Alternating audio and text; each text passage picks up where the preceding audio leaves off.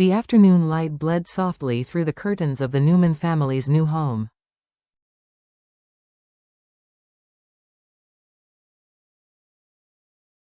Casting long, fractured shadows across the polished wooden floor, James stood motionless in the center of the living room.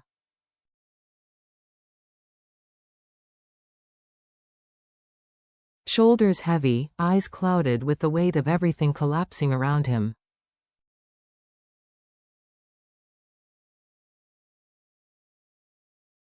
His phone buzzed relentlessly, workers demanding answers, partners withdrawing, reporters requesting comments on accusations he had never imagined hearing in his lifetime, accusations constructed from lies.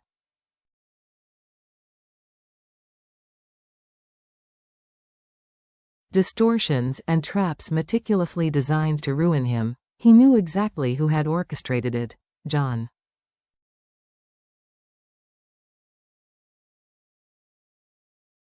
But what cut deeper than the defamation, deeper than the imminent implosion of his business?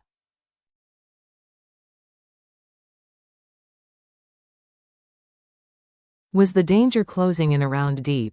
She had no idea how close the storm was, and he, tangled in chaos and betrayal, wasn't sure how long he could shield her.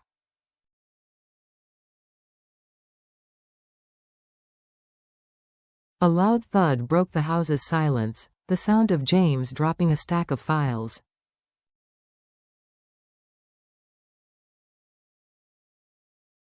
She gasped when she saw her son's drained, hollow expression. Newman rushed in. "Mrs.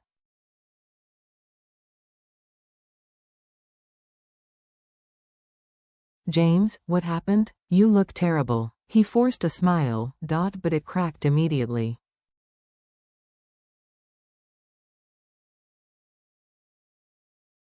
"Mom, everything's falling apart. They're accusing me of fraud, of sabotaging the hydropower project.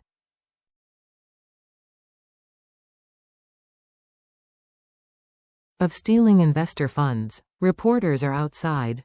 Workers are threatening to strike.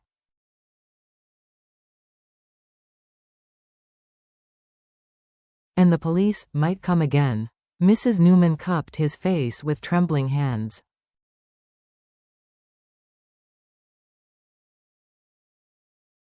"Someone is setting you up. This isn't your fault." "Who? Tell me the truth." James closed his eyes, jaw tightening.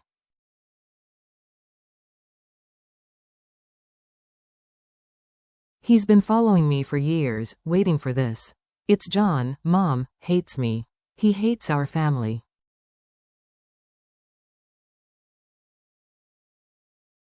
And he's dragging Diep into this mess." Mrs. Newman's expression shifted sharply, fear.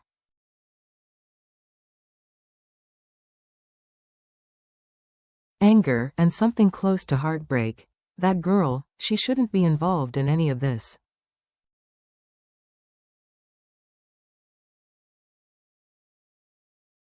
"James, you need to stay away from her for now. You need to protect yourself." But James stepped closer.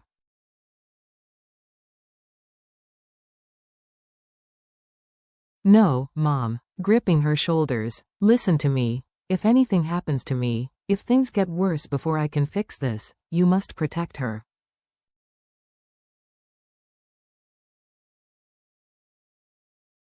She's the one person I cannot let them hurt.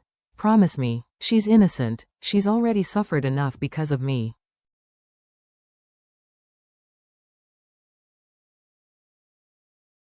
His mother stared at him, stunned by his resilience. Even as the world crushed him, his first thought was Diep.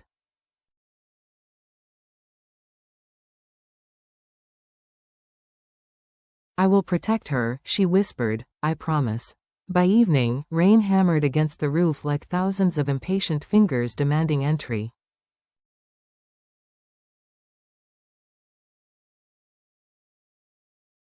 James sat alone in his dim office, light from a small desk lamp illuminating piles of documents, evidence he and Lynn had quietly gathered.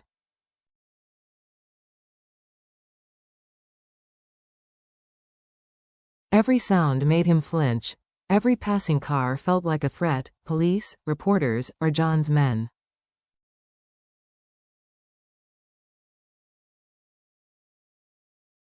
Lynn. Boss, I got something.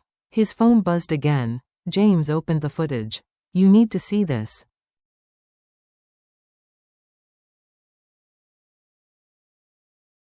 Men loading crates. Grainy warehouse video. Envelopes exchange. A voice instructing. Make sure James is blamed.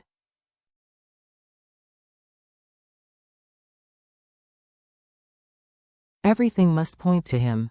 The trap was deeper than he imagined. James? It's me, his mother called softly.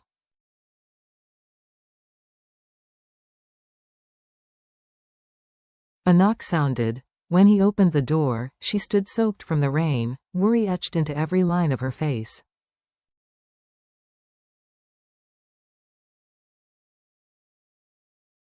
I spoke to Diep today. His heart jolted. You spoke to her? What did she say, Mrs.?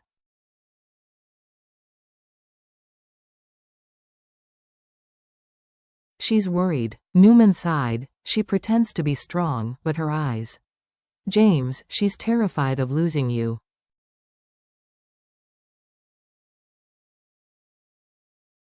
He lowered his gaze. That's why I asked you to protect her. She shouldn't suffer because of me.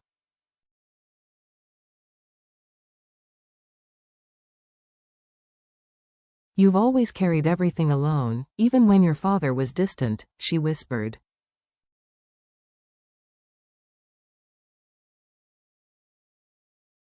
Even when the company demanded everything from you. But Diep, she's different, she won't leave.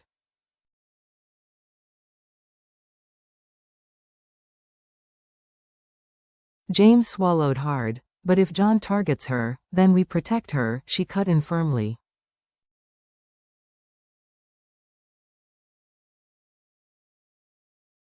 Together. It was the first moment that day James felt a fraction of the crushing pressure ease.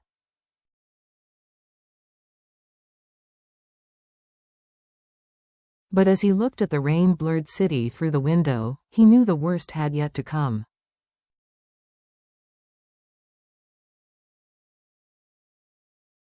Morning arrived wrapped in pale fog.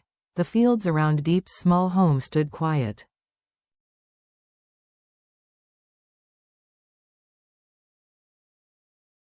Trembling with the sense of a storm ready to break. She hadn't slept. Every creak of the wooden walls, every barking dog.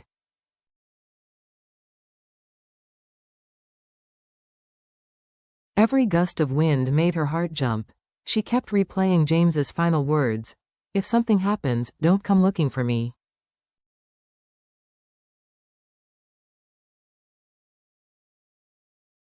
Please stay safe. But how could she stay safe when she felt her heart tethered to him?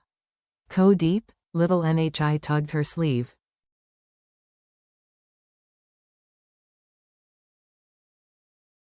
Are you sad? Did James make you cry again? Diep forced a soft smile. The wind is just strong.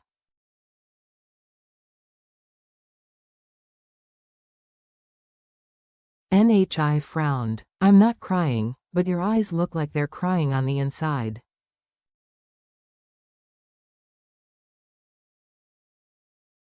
Diep pulled the child into a tight hug. Sometimes when adults love someone too much, it hurts.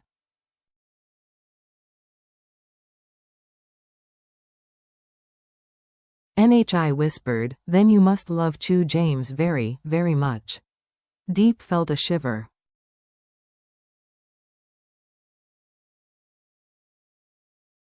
Yes, she said quietly, maybe too much. Before she could say more, a motorcycle screeched to a stop.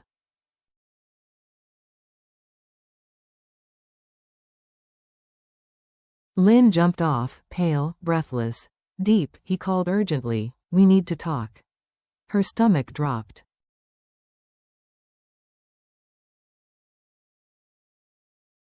Is James okay? He's safe, for now, but things are getting worse. John's men are moving faster than we thought.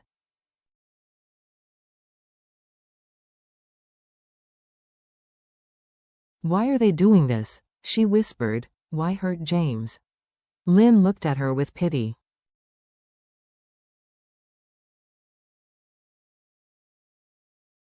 "They're not just trying to destroy James, they want to destroy everything he loves."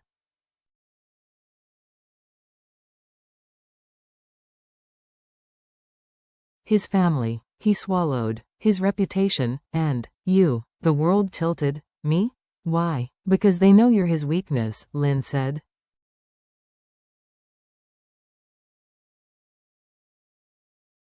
And hurting you is the most efficient way to break him. Diep closed her eyes. The truth crashed through her.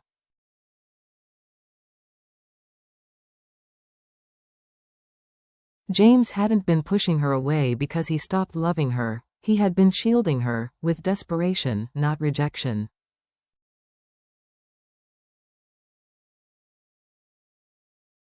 Diep, stay with me. Nhi clung to her leg. I'm scared. Diep took a shaky breath.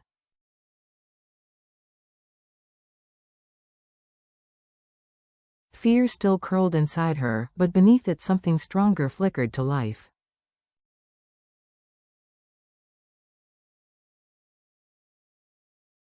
Resolve. If they're coming for me, she said quietly, I won't run. She looked at Lynn.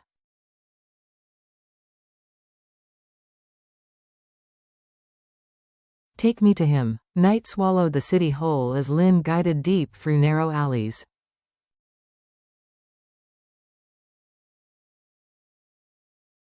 Street lamps flickered like warning signals. Are you sure? Lynn whispered. You can still turn back.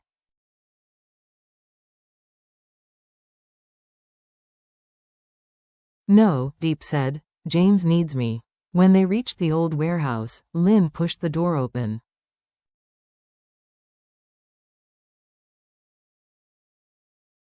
Damp, cold air rushed out. A single bulb flickered above. Under its pale circle of light stood James.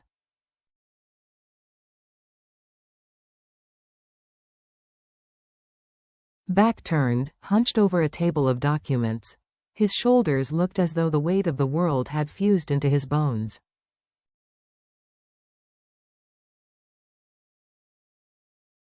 James, Lynn called softly. Diep. His voice broke. He turned, and froze. Why are you here? She stepped toward him, heart pounding.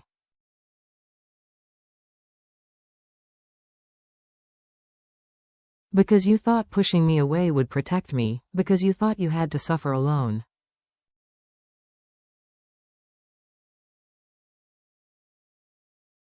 And because I refused to let you drown without me. You shouldn't be here. If they find you, Lynn cut in.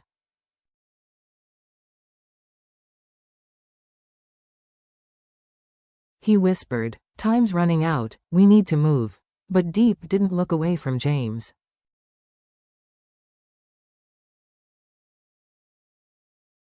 Let me stay, she said. Let me help you fight. James stared at her, vulnerability stripping away his defenses.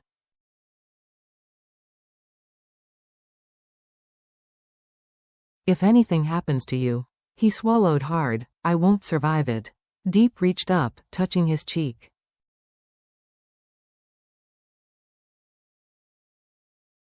I already hurt, James. I hurt watching you fight this alone. His restraint shattered.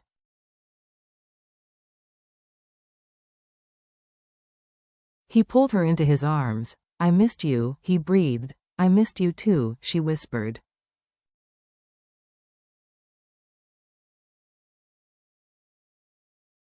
So don't shut me out again. Lynn shifted awkwardly. We need to leave soon. John's men are patrolling nearby.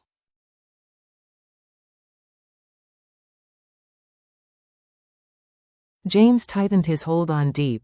Then we leave together, he said. Wherever I go, she comes with me.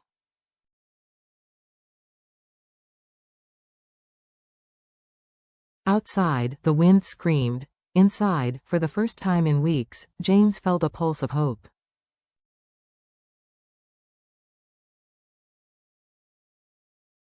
In life, the people we love most are often the ones we try hardest to protect, even if it means pushing them away.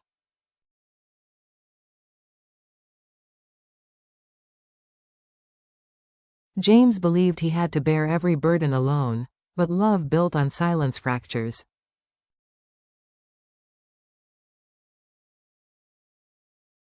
He learned that true strength is not standing alone, it's allowing someone to step inside your pain and help you carry it.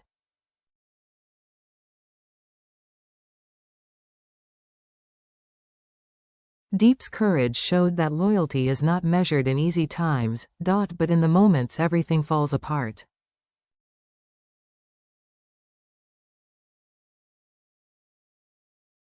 The deepest bonds are forged not from perfection, but from truth, sacrifice, and unwavering presence.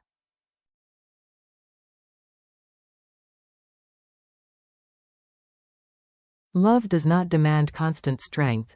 It demands one thing. Do not face the darkness alone when someone is willing to stand beside you.